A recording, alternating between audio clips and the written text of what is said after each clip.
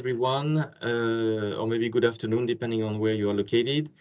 I wish you a very warm welcome to this roundtable, joining these industry experts' voices. This roundtable is powered by TTRA.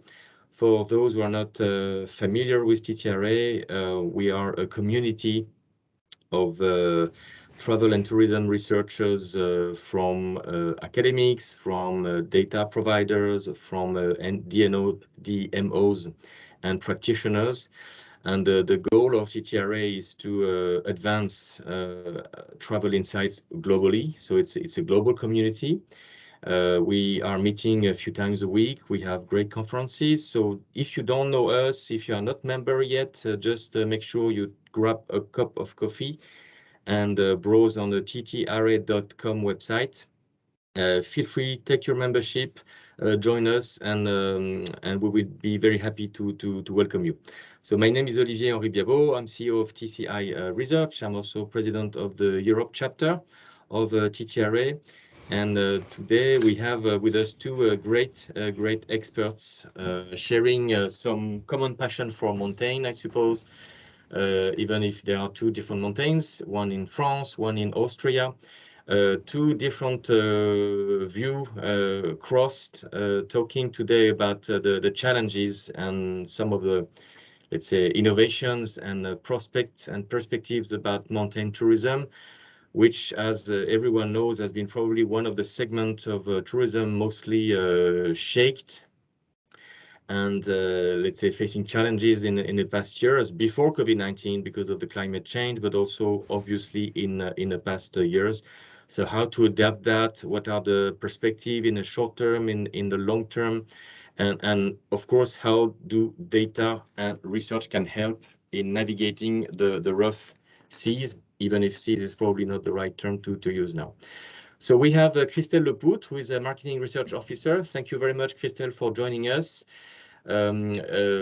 Sharing the viewpoint from a DMO prospect. And we also have with us Markus Redel, based in Austria, who is CEO of a company called Eco Plus Alpine, and more sharing the views from a ski resort operator point of view. So two different viewpoints. It's going to be really two great presentations, and I hope you enjoy that. Please feel free, attendees, to share your question on the box. Also, make sure you're muted, make sure there's no dogs shouting, no babies around, and that we can hear the speakers properly. I will pick up some of your questions to share at the end, if we have time, of course, to answer them. So thank you again. Christelle, ladies first, as we say in France. So it's the floor is all yours. And I leave the floor to you now with your screen sharing. Thank you very much, and speak soon.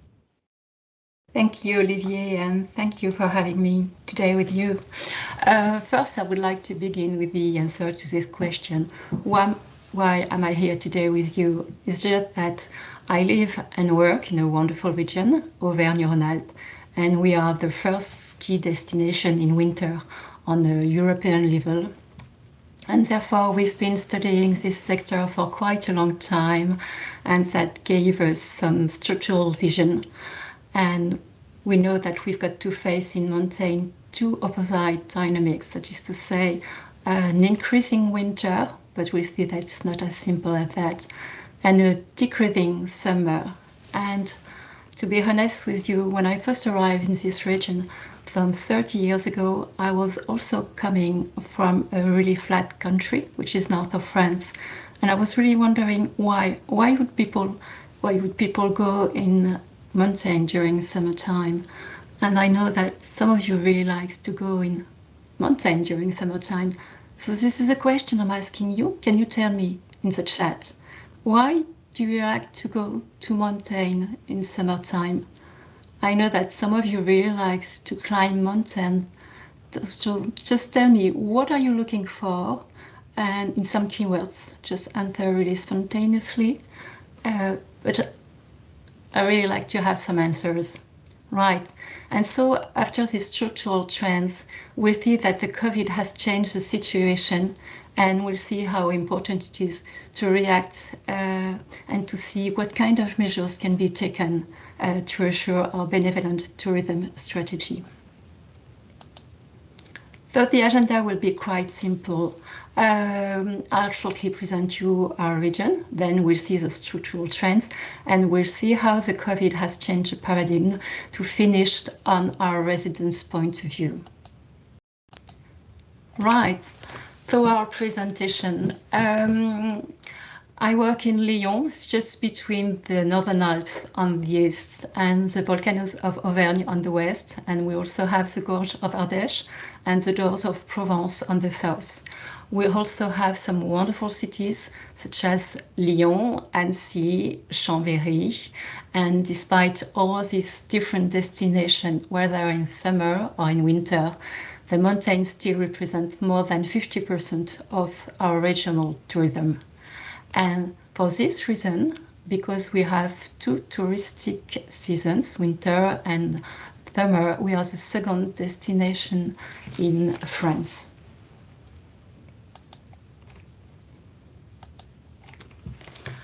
So what about the structural trends? First, I'd like to thank Savoie Mont Blanc Tourism. I know that Carol is on the line.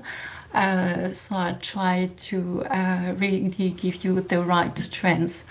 And you see on the Northern Alps, we've got three departments, Isère, Savoie and Haute-Savoie. And both Savoie and Haute-Savoie makes the Savoie Mont Blanc destination, and they count for 80% of winter mountain season.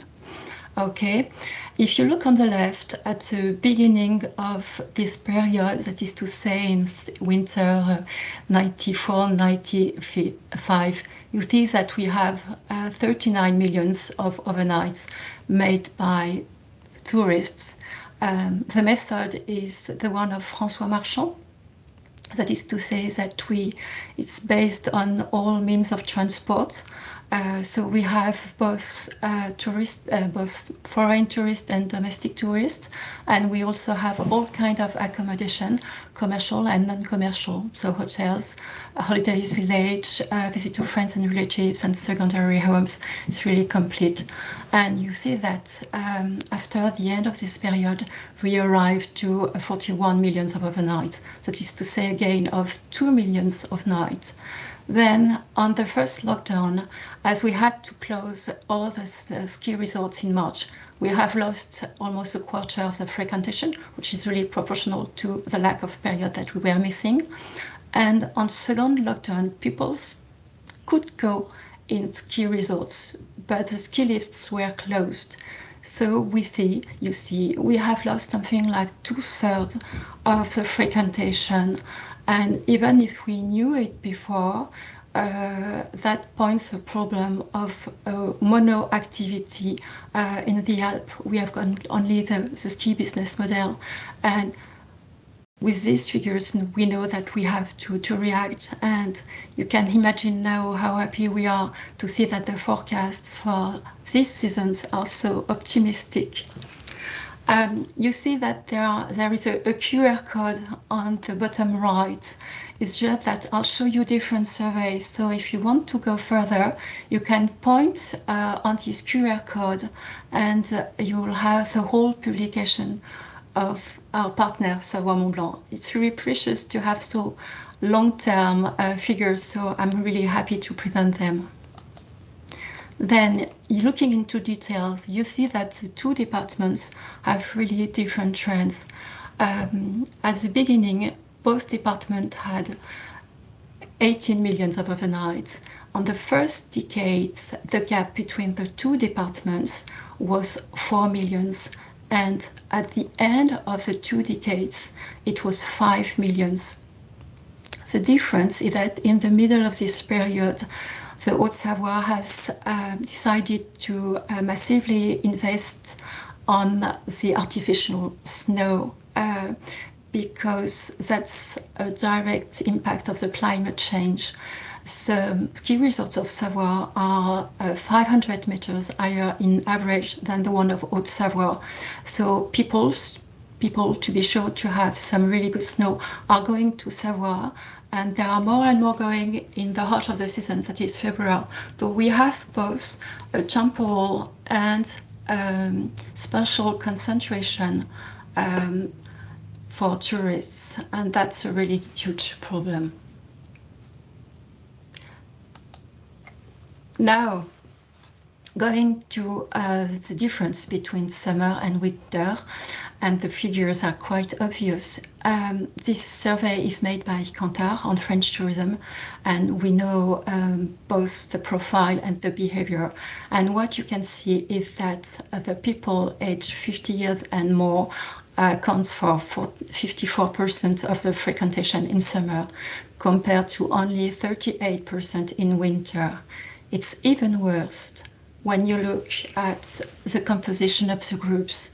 You see that in winter, 70% of groups are coming without children, and mainly as a couple, 50% of the frequentation are due to couple. And so it's a huge problem, because if you don't go as a child in summer, in mountains, that will be more difficult as an adult.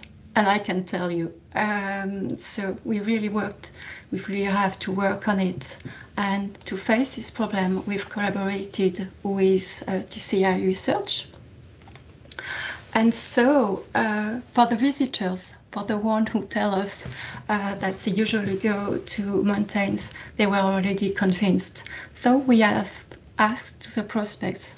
Prospects are people, when you ask them, have you ever been in mountains, they'll tell you no. But would you like to go? They'll answer yes, or why not?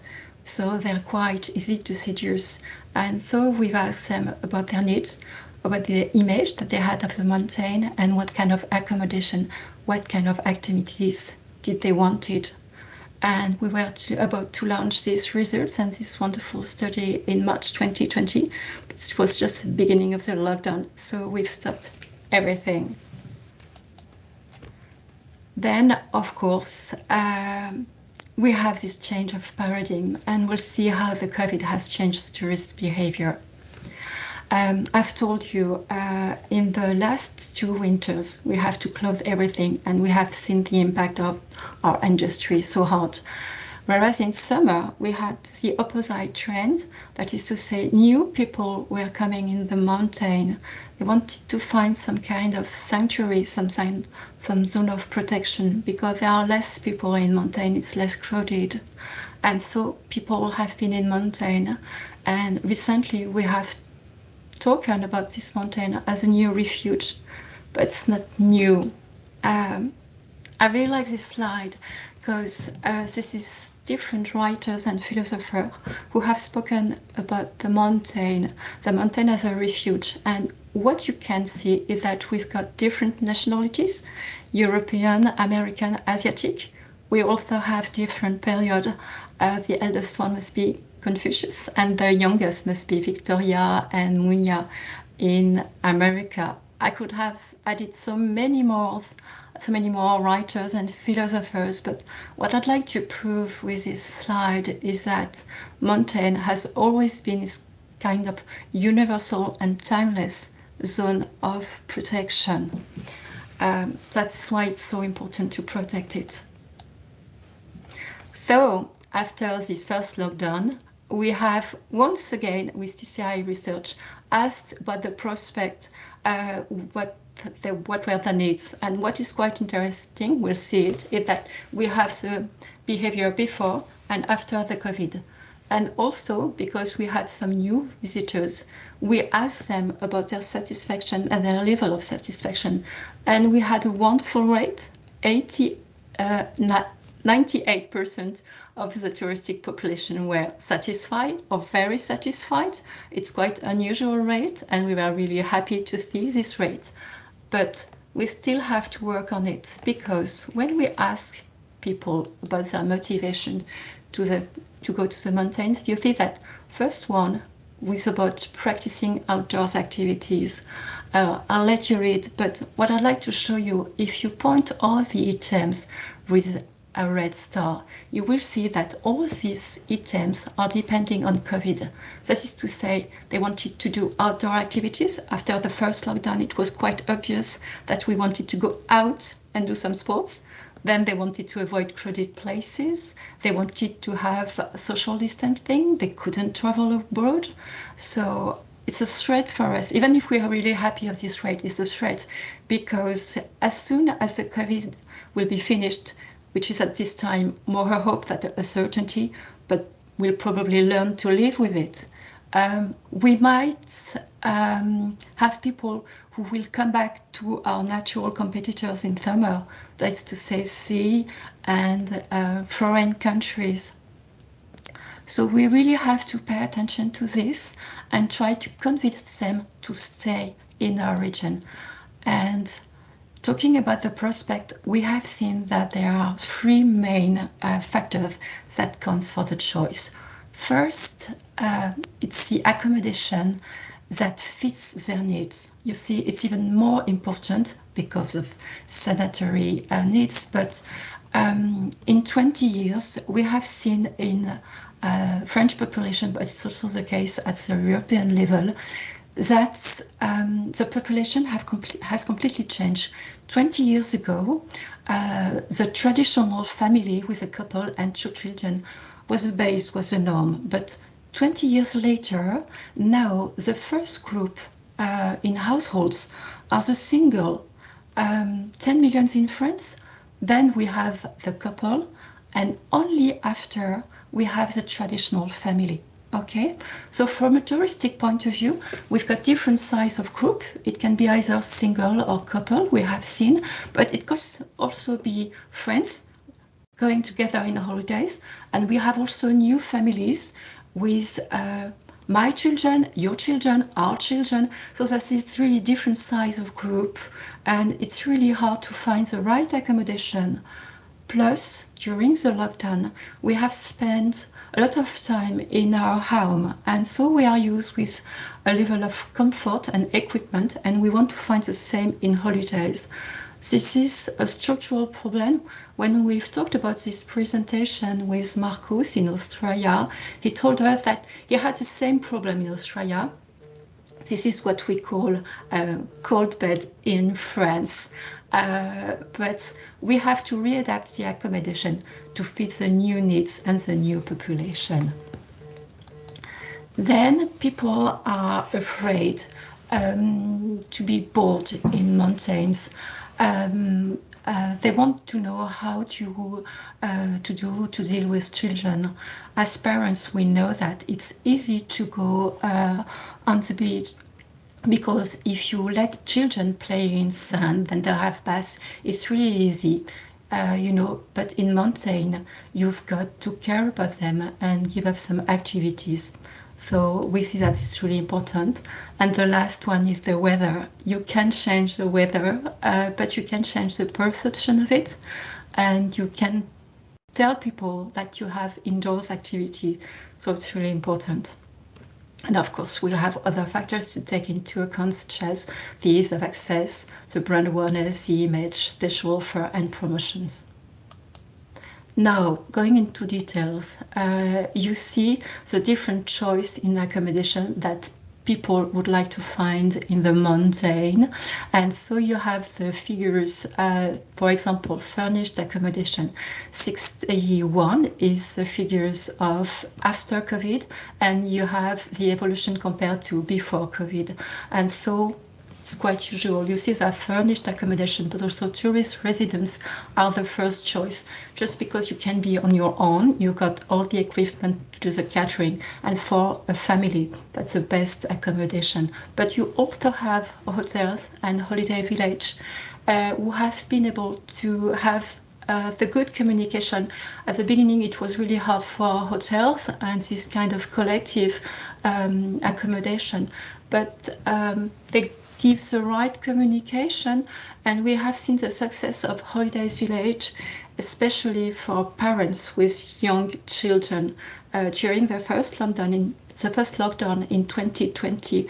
They had to care about the children, they had to do school, so it was really hard for them, and so they wanted to go on holidays, and they wanted to have all-inclusive holidays. They wanted the catering to be done and the activities to be proposed to the children. So they had good results. Then the most attractive activities. First, with 2/3 of the people, the tourists, they wanted to go to the natural parks, and we have seen during these last 2 summers a lot of people going to the parks because it was a kind of sanctuary. You know, I've told you before that they needed protection. Then we've got some traditional activities such as walks. We also have local specialties, especially cheese in the Alps, and all the DNA, all the identity of this territory. So to visit Alpine farms, to do everything we could do in mountain and we can't do in our urban life. So after this tourist's point of view, we thought it might be really interesting to pay attention to our residents. Why? Because thanks to TravelSat, we know that the first key factor of success of its destination is not just accommodation or catering. The first factor to take into account are the residents and the residents' attitude toward our visitors. And so we've been studying them before and after. It's a barometer, it's something that we follow in time. And we have seen that, I've told you at the beginning of the presentation, we have different territory destinations. We've got countryside, we've got cities, we've got mountain, and we've got 2 different mountains. We've got the ski resorts, but also the medium altitude mountain. And the medium altitude mountain was a space, the only space that has an increasing frequentation during these 2 last years. And so this territory have seen more tourists and more visitors, so just visitors for just 1 day. And the infrastructures and the accommodation were not always sufficient to satisfy such a number. So they have been annoyed and didn't know always how to do. So we're going with them and to find some solutions for this next summer. Some of them and most of them have already reacted, trying to give the best way to adapt urban code to this territory. I'll give you just one example. This last summer I was in the Mont Blanc. I've seen someone with flip-flop, and I can tell you it's true fact, just because people don't know how to behave in mountain. So you see all the work that we've got to do to tell people. It's really important because residents of mountain are aware that tourism has a wonderful impact on their economy, for the employment, for all the spending that they'll do on the destination. But they're also worried about the environment. And so we've got to keep the balance right between economy and environment. I can't show you any QR code because you're the first to have these results. And this next study is about to be launched in spring. So as a conclusion, it was important for us to share our vision of responsible tourism. The current health has forced us to think about our relationship with the environment, and we have seen it. Sustainable tourism takes into account the economic, but also social and environmental impacts of travel. And we'll have to see it both in present and in future. In French, we talk about tourisme bienveillant. Bienveillant is not only responsible tourism, it's when you care about people, when you care about tourists, but also when you care about the professionals and when you care about your host communities. And the 3 are really important. And we know that in our region, we've got some tourist offerings to meet this demand, and we're working to improve them. To finish, because a picture worth 1,000 words, this is a picture of a friend of mine who is really fond of mountain, the kind of man who is able to carry 5 liters of water just to sleep on a summit. And this picture has been taken early in the morning. The light is really wonderful. And what I'd like to say is just that mountain is not just a playground, it's a territory to respect. We've got to work on the spread of the tourists, and Marcus will give you some ideas that they have in Austria to attract local people and to spread this frequentation over time. It's a wonderful territory because, as you can see on the border of these slides, you've got all the feelings, you've got all the emotions, you've got everything that mountain can bring you. And especially after COVID, we know that mountain had a wonderful impact both on our physical and mental health. And that's for the end. Wow, many thanks, Christelle. This is super comprehensive, and the let's say the DMO and destination vision is really great. I think for our travel data fans attending today or looking at the presentation after, there's an obvious also shift in what to measure and how to measure it. And what is particularly impressive in your presentation is that you are definitely looking at measuring behaviors, hard statistics, but also things around visitor sentiment, also including the resident sentiment. So that's kind of the KPIs that probably most destinations in the Alps or any destinations in the world should have. There has been a couple of questions raising during your speech, so we might address them at the end altogether. So Marcus and you, Christelle, can address them, but I can just mention a few of them. One is about this concept of the accommodation, which seems to be very much playing a role of attracting, maybe not more than the destination itself, but at least as a key pillar of attractiveness for the mountain tourism. And if we have any other qualitative elements to understand why, is it something specific due to COVID, or is it kind of a normal criteria for selecting a mountain destination? That's one question we have. We also have another question on who you believe in terms of destination are today your main competitors. Are there other mountain destinations? Is it more sun and sea people that now are trying mountain tourism and maybe would come back to sun and sea tomorrow or not? So the concept of competition. And the third question, if we have time, maybe about the price sensitiveness.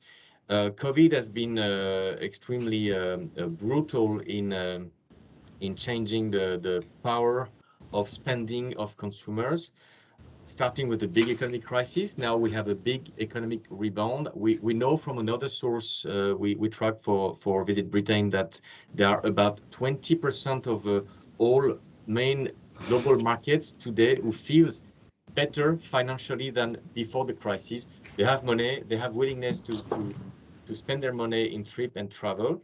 So do you feel there is a shift in price sensitiveness and maybe a growing demand for some sort of luxury mountain travel? And how would you define luxury? That's the three maybe questions we have. Keep that in mind. If we have time, we can answer some of them at the end.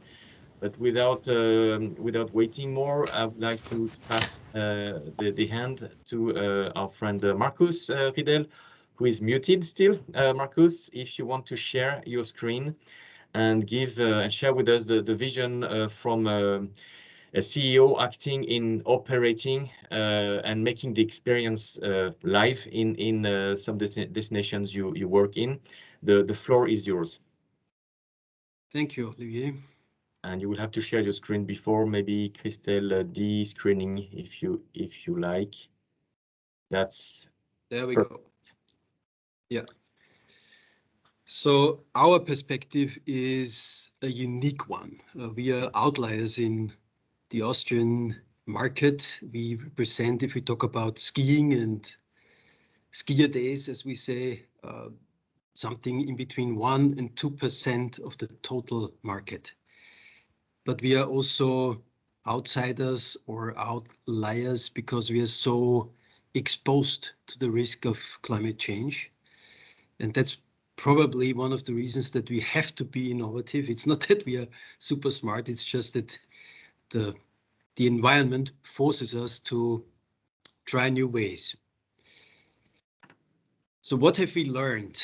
We think that, and this is the first of 3 lessons learned I will share with you, that we will have to use technical infrastructure in the best possible way, in an optimal way. This is St. Corona am Wechsel. It's a small resort, about an hour's drive from Vienna. Actually, we had to remove 2 chairlifts about 8 years ago, and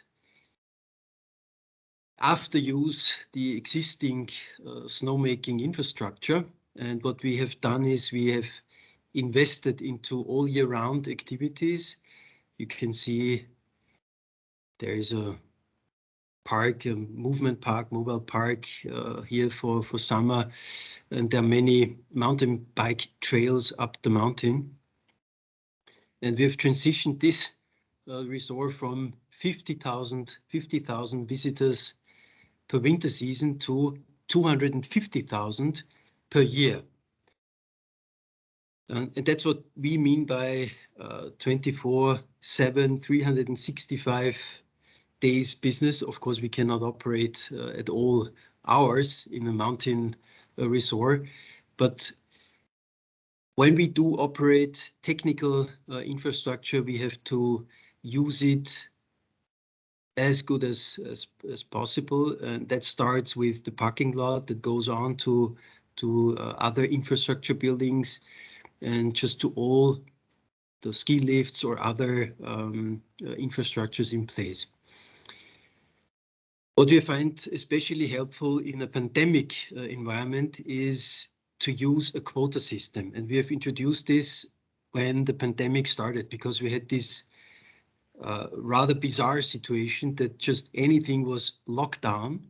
We were in a hard lockdown and people had to stay home because hotels were closed all over Austria, but ski resorts were open. And so people from the region, and we talk about 1.5 hours drive, 3 million, 2 hours drive, 5 million people were attracted to the mountains. And we had immediately to introduce a quota system. So we had to introduce certain places, a certain amount of tickets that can be sold in a certain time period. In the case of St. Corona am Wechsel, it was 500 tickets in the morning, 500 tickets in the afternoon, 500 tickets in the evening, because you can see there are also lights. And that worked exceptionally well with the online ticketing.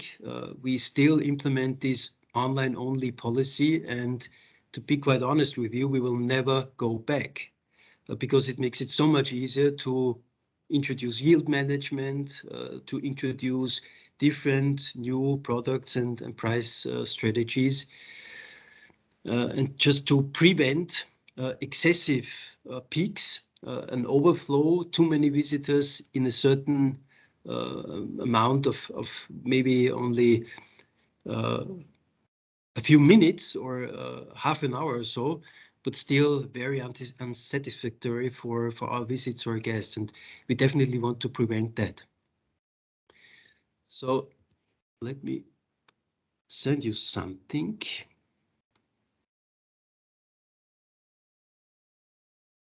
This is a link to a Washington Post article about this particular resort, St. Corona am Wechsel, and our strategies that we have implemented there.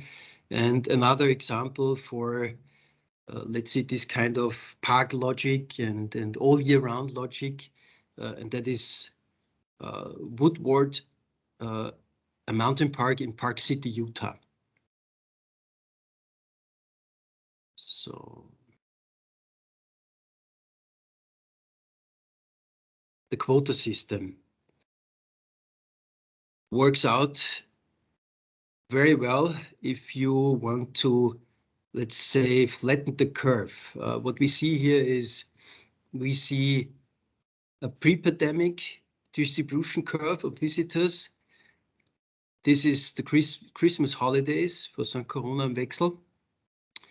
And then the first pandemic winter, the same resort. And with the introduction of time slots, you can flatten the curve a little bit, bearing into mind that the total amount of visitors was actually higher in the pandemic because of this unusual situation I mentioned before. Another example, a different resort, Hochka, which is about 2 hours, 2.5 hours drive from Vienna.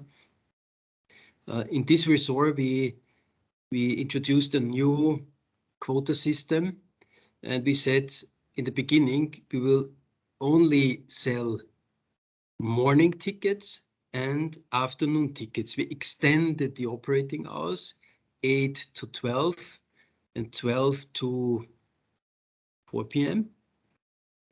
And we sold about, I think it was 1,800 tickets or so, plus season pass holders who did not have to check in online before.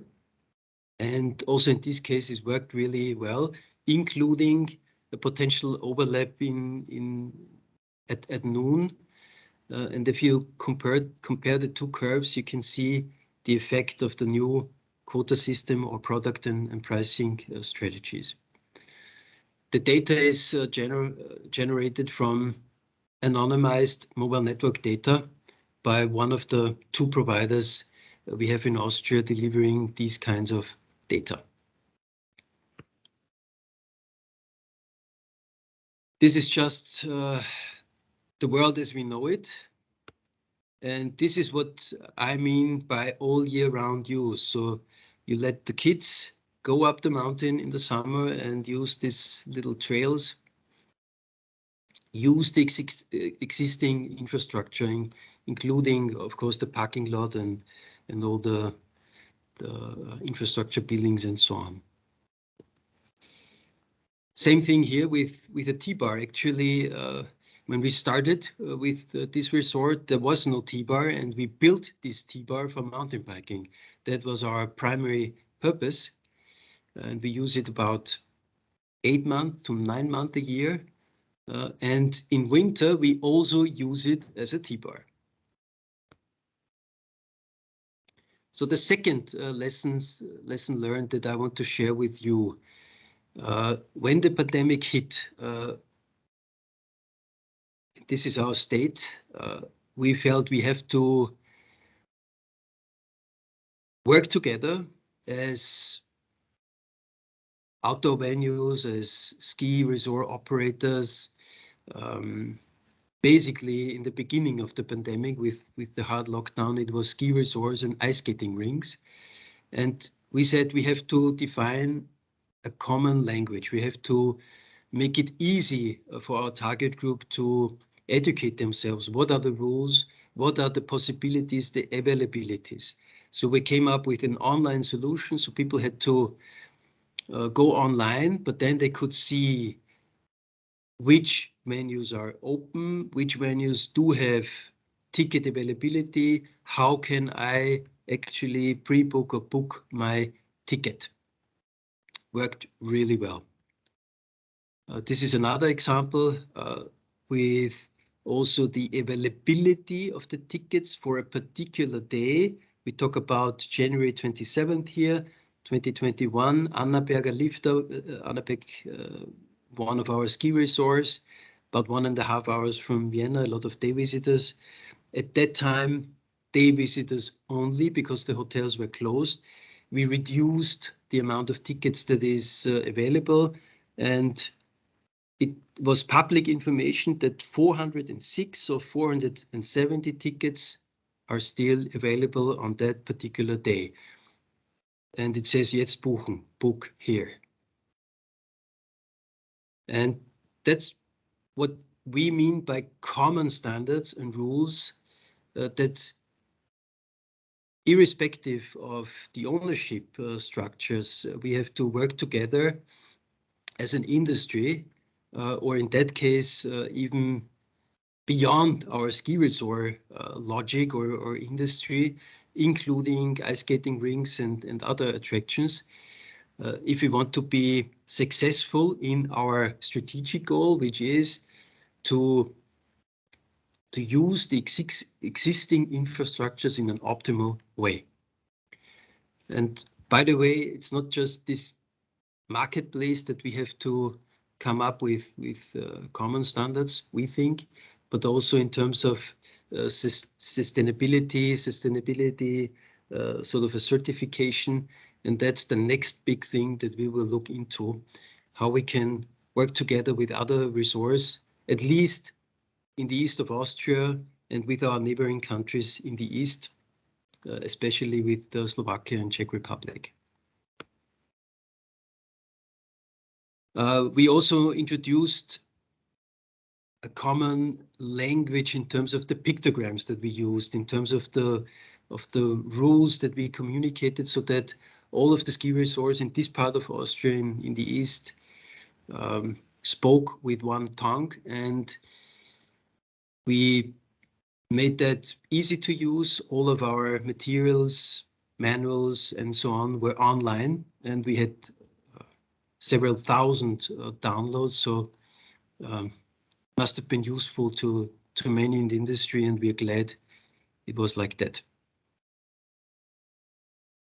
The third lesson learned that I want to share with you is that we think that we in order to increase diversity of our visitors, that we have to be way more dynamic, that we have to be way more active in our product development, coming up with new pricing strategies, coming up with new activities. Because what we see is that skiing is quite difficult to sell to a certain demographic. We have about 40% of all kids in primary school with a background, family background from another country. So it's not something that is in the family tradition. We have about, I guess, around 16,000 primary school kids in a regular winter visiting our resorts, and we present all the kids with a free ticket for the next visit. But we find that they are rarely used because parents or other caring persons in the families obviously do not relate to skiing as an activity. So we find something like that, like rodeln, bobsleigh type of activities, very, very important from a strategic point of view. We call them low threshold, high ceiling activity. High ceiling in a sense that you can get stuck, that it really is something that you're attracted to. We had in the first winter during the pandemic in Semmering, another place, at times 7,000 to 8,000 people, mostly from the Turkish community out of Vienna, just, you know, experiencing the snow and using all kinds of materials to enjoy the snow. And we think that we have to approach this a little bit more systematically. Another example for a low threshold would be what we have seen before in St. Corona and Wechsel, would be this mini bike park, these trails, especially made for anyone, including kids with a pushing bike. So these kids are 2 years upwards. They're enjoying their activities there. Meanwhile, parents might enjoy the bottle of Prosecco. So it's a rather relaxed atmosphere there. And that's exactly what we would like. And next time, maybe a parent or two will join in the activities. We can see the results of these kinds of offerings in our data. This is again mobile data. It offers us the luxury to analyze where do the people come from, where did they start their journey on that particular day, and comparing the pre-pandemic state and the pandemic state. It's not just the number of visitors going up, it's also the reach. If you look at the districts here, so it basically, this is Graz, this is another capital city, this is Vienna. It basically expanded it. Obviously, people were attracted to St. Corona am Wechsel because of its unique positioning, and were willing to drive. This is about, I guess, 1.5 hours to 2.5 hours, or about that. Christelle mentioned our activities to make cold beds warm again. And one strategy that was particularly successful was to use the existing structures, so not just to come up and build new hotels. Just to give you 2 examples.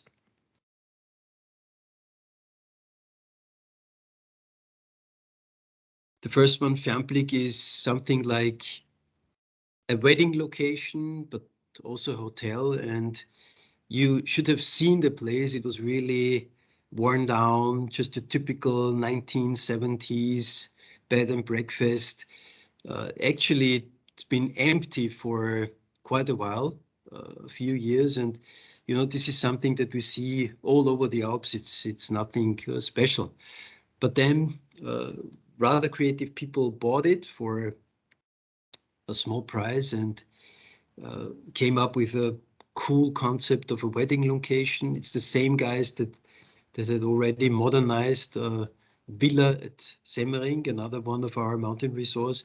And I shared these hyperlinks with you, so that the websites with you, so that you can get an impression how well this actually works to go from a rather poor state from an infrastructural point of view, from a quality point of view, to close to luxury tourism, or at least an upscale and high value tourism. And to be quite frank, this is something that we see all over the Alpine south of our state. And our analysis is that during the last 2 years, many people, also wealthy people from the Vienna region or from Budapest, or just the Central and Eastern European metropolitan areas around,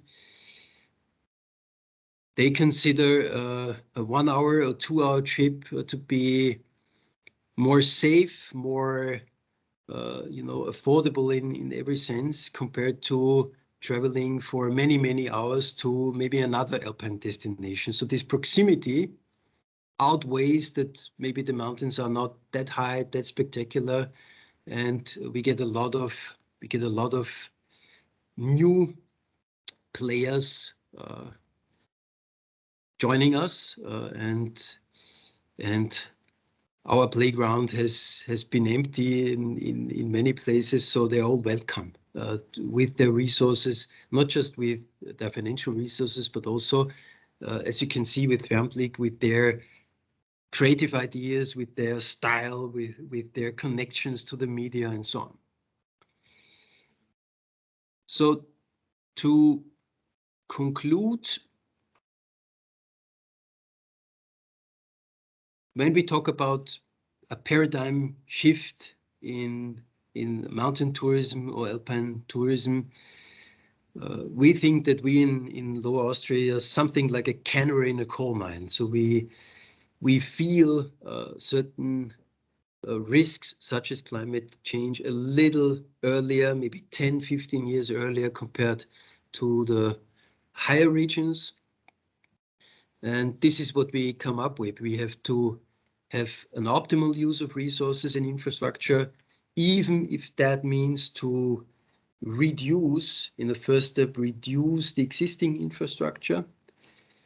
We have to work together in the industry when it comes to communication, creating a marketplace or a certain transparency. Where are tickets available, at what time, at what price? Of course, we also have to introduce, as let's call it a sustainability standard or a certain certification. There are many on the market, and we will study and look into that. And number three, we really have to stop doing it the old ways. And when I say doing it the old ways, I mean for ski resorts to sell tickets in a first come, first serve principle. That is not appropriate anymore. We tell our guests that they have to book in advance, that they have to educate themselves about the availability of the tickets. For us, in order to avoid excessive use and also to be able to have a more optimal use of the resources and infrastructure, as mentioned in number one. So that's about it, and I'll gladly get into answering the questions, but I'll give it back to you, Olivier, and thank you very much. Thank you so much, Markus. It was super inspiring, very concrete as well. I think I've taken some notes while you were speaking. The concept of yield management is certainly one of the solution, and is particularly impressive the way you use data and smart data, big data, mobile data to be able to optimize that. This also relates, I think, to the current challenges to offer a safe but also a full experience to visitors. We've been measuring there's a big drop of satisfaction in most places in the world in terms of pre-COVID versus today. As you know, there are so many possibilities of dissatisfaction, frictions between guests, between skiers. There's a lot of possible frictions. So the way you do it in terms of maybe not welcoming everyone, but making sure that you educate in advance and you do your yield management in a way that if you decide to go, then you have the full experience and you are not too worried about too many crowds and not social distancing and everything.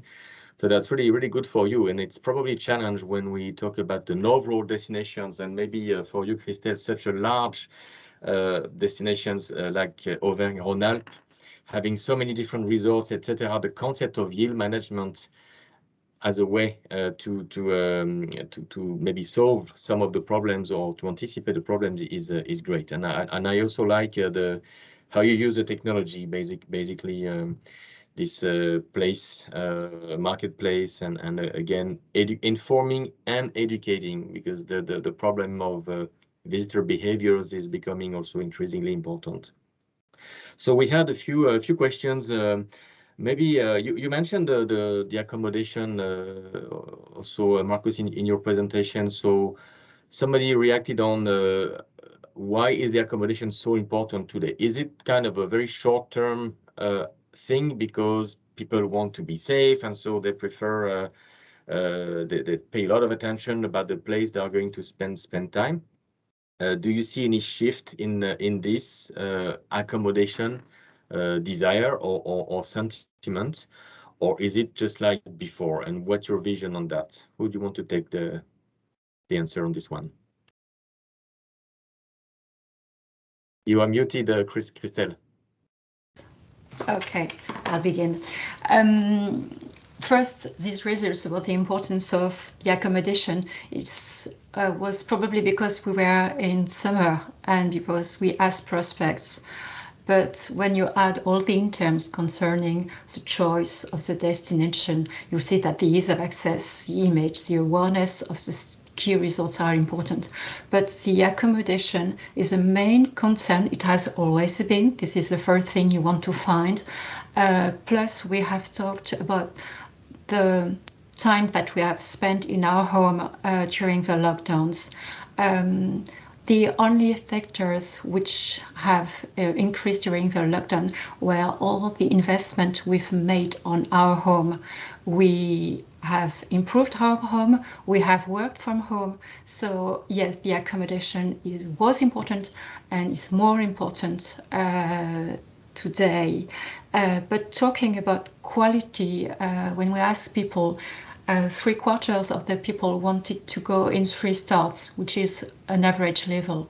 And some people wanted to go in economic, but it's not low cost, it's just good value for money accommodation. So it's important for them. They don't want to have a low price. They want to have some special offers. And when you talked about also luxury, what we've seen in our different surveys, and the one about Savoie Mont Blanc, so I remember that it's not about luxury, it's about quality, it's about authenticity. So people have saved money during this 2 last year, and they want to have some kind of tourism revenge. It's not that, but they prefer quality to luxury. But that's for summer. In winter, we have different behavior because the people who goes usually in winter sports haven't been so impacted by the crisis. So they still want to go, and you've told us, Olivier, and it's completely true, of course, but people have saved money. They really want to go in ski resorts. The attractiveness and the desire to go to ski resorts is really important.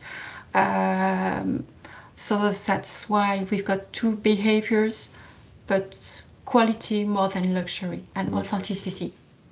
And in Australia, Marcus, do you see a bit of a similar trend? Are people ready to pay for more quality compared to before? Are you and in accommodation, but maybe in your activities, do you feel more, for example, spent per visitor compared to before, or what's the price sensitiveness?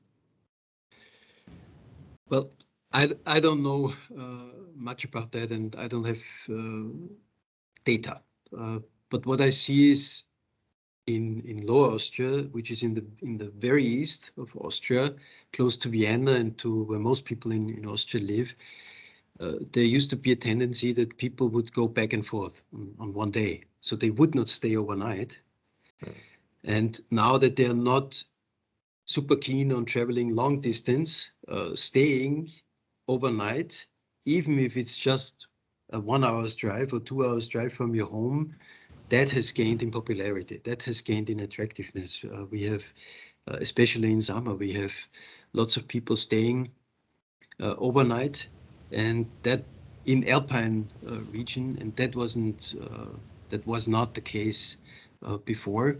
So we'll see how the market develops and how it changes when other opportunities, mid-range, long-range flights and so on, when they are more popular again after the pandemic, in a post-pandemic state.